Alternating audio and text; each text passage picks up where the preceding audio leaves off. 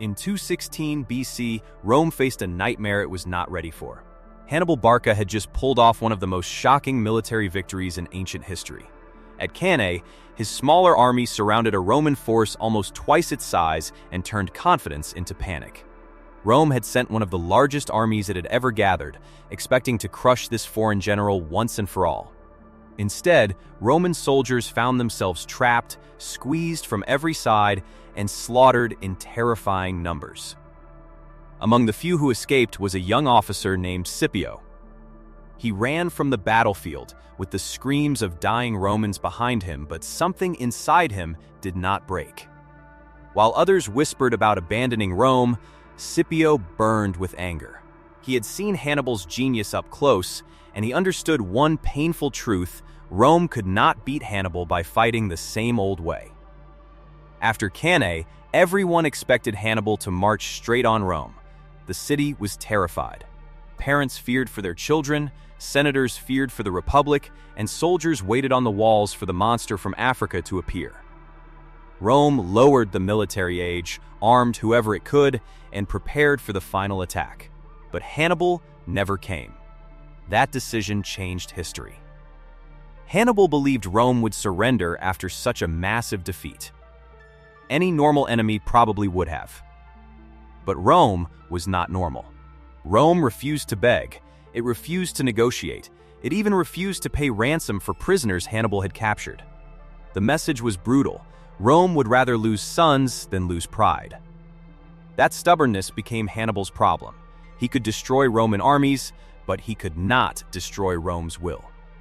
After Cannae, many Italian cities switched sides and joined Hannibal, thinking Rome was finished. But instead of collapsing, the Romans changed their strategy. They stopped giving Hannibal the big battle he wanted.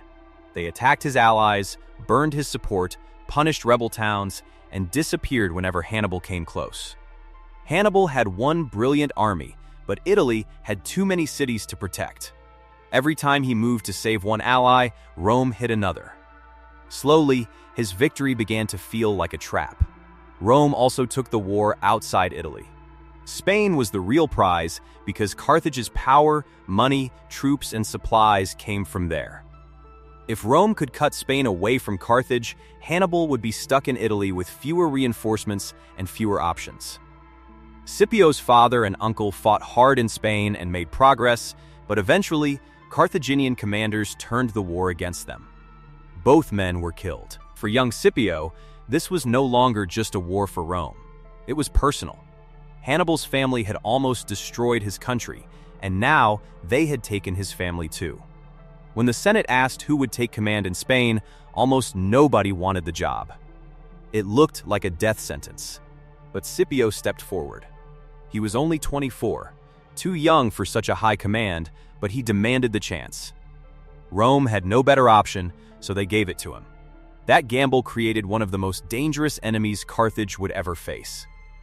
Scipio did not arrive in Spain as a reckless young man chasing glory. He arrived as someone who had studied Rome's failures. He knew Hannibal's tactics. He had survived Cannae. He understood that brute force was not enough. If Rome wanted to win, it had to become smarter, faster, and more flexible. His first great move was bold. In 209 BC, Scipio attacked New Carthage, the heart of Carthaginian power in Spain. The city was considered extremely difficult to capture because water protected it on three sides. Scipio took it in one day. That victory shook the entire region. Then, he did something clever. He released the local hostages Carthage had used to control Spanish tribes. Suddenly, many locals saw Rome not as another invader, but as a possible liberator. Tribes began switching sides. Carthage's grip on Spain started to weaken. Scipio's real genius was not just courage. It was deception. He learned how to make the enemy see one thing while he prepared another. Against Hasdrubal, Hannibal's brother, Scipio attacked a strong hill position. While the Carthaginians focused on the Romans in front, Scipio sent troops around the sides. Suddenly, Hasdrubal's men were hit from multiple directions. This became Scipio's signature style: pin the enemy, stretch their attention, then strike where they were weakest. His masterpiece came at Aleppo in 206 BC. The Carthaginians had a much larger army and expected a normal Roman formation, with strong troops in the center and weaker allies on the wings. For several days, Scipio showed them exactly that formation. He trained them to expect the obvious. Then, on the real day of battle, he changed everything. His strongest soldiers moved to the wings, directly opposite the weakest enemy troops. His weaker center advanced slowly, threatening the strongest Carthaginian troops just enough to freeze them in place. While they hesitated, Scipio's veterans crushed the enemy wings. It was not just a battle. It was a lesson. Scipio had taken the kind of battlefield trickery Hannibal made famous and turned it against Carthage. Spain fell to Rome. The silver mines, troops, and resources Carthage needed were gone. In only a few years, Scipio had destroyed what the Barca family had built over decades. But he was not finished. He returned to Rome as a hero and demanded permission to invade Africa. Many senators hated the idea. They thought it was too risky. They wanted to keep wearing Hannibal down in Italy. But Scipio saw the endgame clearly. As long as Hannibal stayed in Italy, Rome would bleed. To remove him, Rome had to threaten Carthage itself. Scipio went to Sicily and built an army. Many of the men who joined him were survivors of Cannae, soldiers who had lived for years under shame. Rome had treated them like cowards. Scipio gave them something they had almost lost forever: a chance to redeem themselves. In 204 BC, he sailed to Africa. Carthage panicked. With Numidian cavalry now joining his side, Scipio became even more dangerous.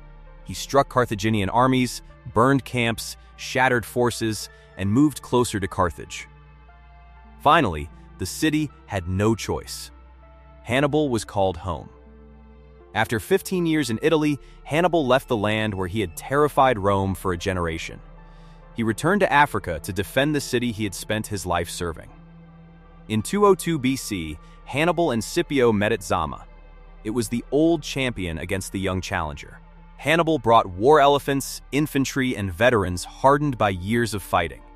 Scipio brought discipline, experience, and the cavalry advantage Hannibal had once enjoyed. Hannibal opened with his elephants, hoping to smash the Roman line. But Scipio was ready. He arranged his soldiers with open lanes between them. When the elephants charged, the Romans let them pass through the gaps, then attacked them from the sides with noise, javelins, and confusion. Some elephants ran back into Carthaginian lines, causing chaos. Then, the Roman and Numidian cavalry drove Hannibal's horsemen away. The battle came down to infantry, and it was vicious. Hannibal's veterans fought like men who had never known defeat. For a moment, they pushed the Romans back. It looked like Hannibal might still find one last miracle. Then, the cavalry returned. They smashed into Hannibal's rear, and the Carthaginian line collapsed. Hannibal escaped, but his army was destroyed. Rome had finally beaten the man who had haunted it for years. Carthage surrendered. Its ships were destroyed, its power was reduced, and it was forced to pay Rome for decades.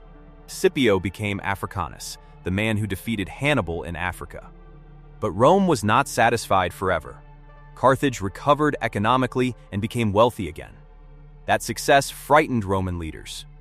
They began to believe that Carthage could rise again if it was allowed to exist. Eventually, Rome found its excuse.